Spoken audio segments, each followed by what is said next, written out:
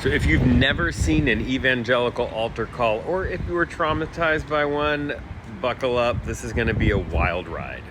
Hi, I'm Jeremy. I'm a deep skeptic, also a pastor.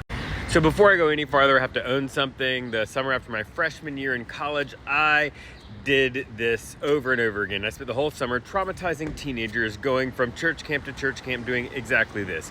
I am ashamed of it. I am deeply embarrassed by it, but ultimately you just have to own the harm you've done to others and try to stop it from continuing to happen.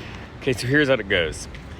You bring a bunch of teenagers into a room. You have loud music, you have flashing lights. You invite them into a place of sort of peer pressure to sing these very emotional, very intimate lyrics over and over again.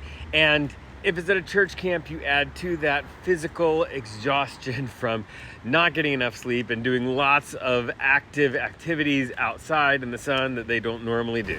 And then you bring up a speaker. Maybe it's going to be a somewhat attractive young speaker, so you can add a little bit of strange, misplaced attraction in there. Maybe not. And that person is going to give a talk that is interesting and engaging and very emotional.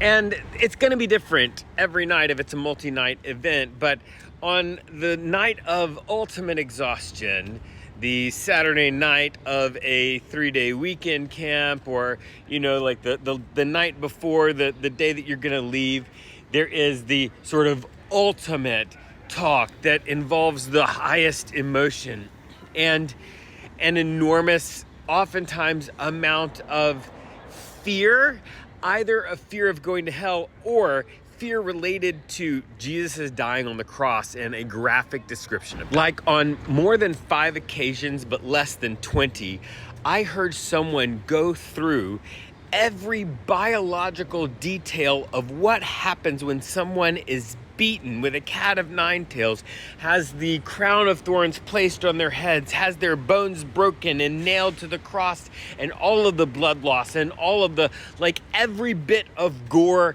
and explaining at this horrifying level, this is what is happening. And then the pastor makes a turn.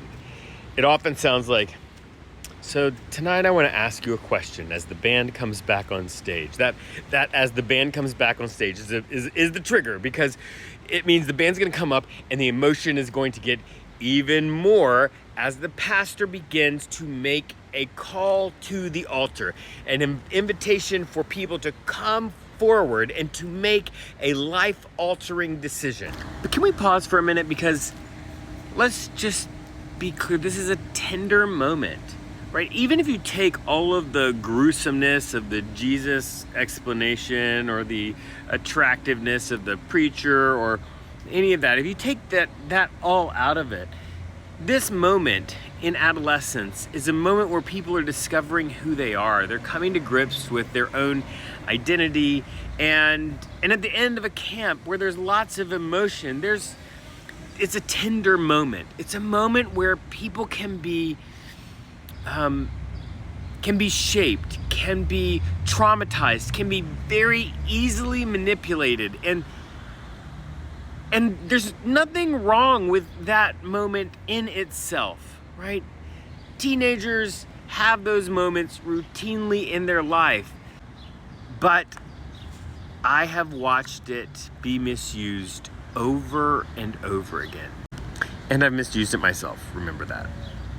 So generally, the ingredients that have led up to this moment are a lot of shame in things that they've done and things that they are and things that they think about themselves, a lot of guilt over how they've handled those kinds of things. So we've got lots of guilt, lots of shame, and now we're going to add to it fear, guilt, shame, and fear of their eternal destination, fear of what's going to happen when they die, fear of what their friend or their family member might have happen to them when they die. And it's interesting, the people who do this really well will have lots and lots of words, lots and lots of words, over and over and over again, all kinds of words, and then it will drop off and very quickly turn into very simple short sentences. So lots and lots of words, but let me tell you right now, you need to get right with God.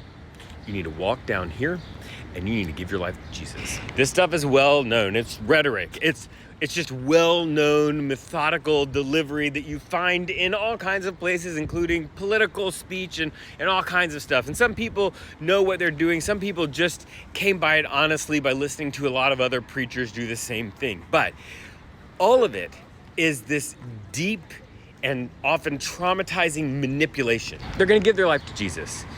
In fact, in my case, when I was a teenager, I would sometimes give my life to Jesus multiple times in the same event just to make sure that I was saved, according to the evangelist. They will make the agreement that they're never going to date anybody. I know multiple people who decided that, and it's wrong.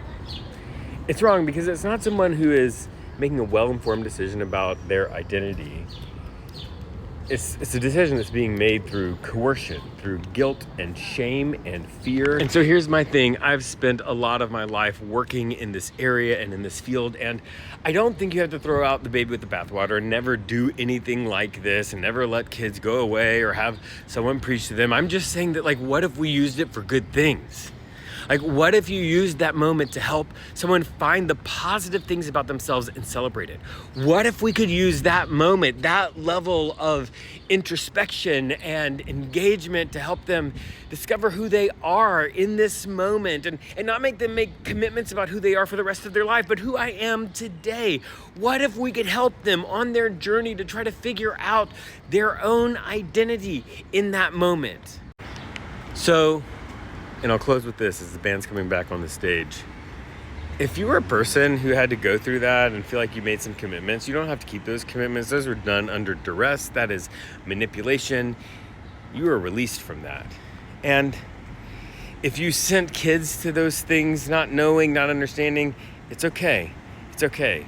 Get them therapy. It'll help. If you're a person who, like me, has traumatized teenagers using all of these methods, just stop. Be better. Use those things for actual good.